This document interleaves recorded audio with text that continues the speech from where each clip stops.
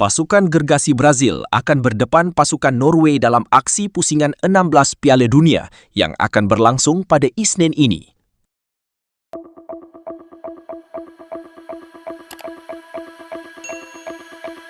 Brazil hadir dengan motivasi tinggi selepas kemenangan dramatik 2-1 menentang Jepun di pusingan sebelumnya.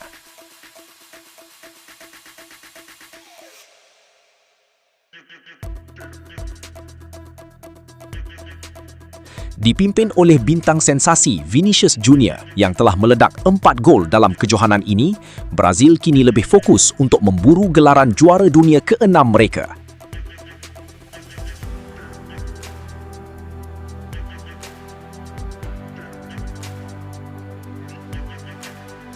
Walau bagaimanapun, Norway bukan lagi pasukan yang boleh dipandang rendah.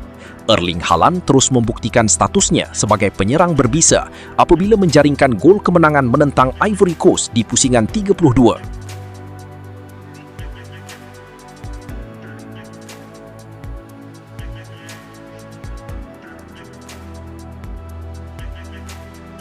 Kehadiran Haaland sudah pasti akan menguji benteng pertahanan Brazil sepanjang 90 minit perlawanan.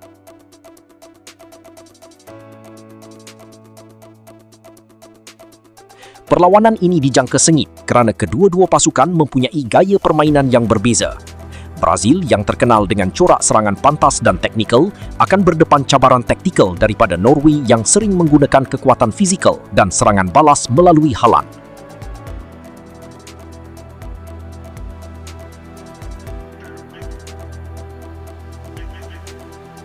Peminat di Malaysia boleh menyaksikan aksi sengit ini secara siaran langsung di TV OK pada Isnin ini jam 4 pagi.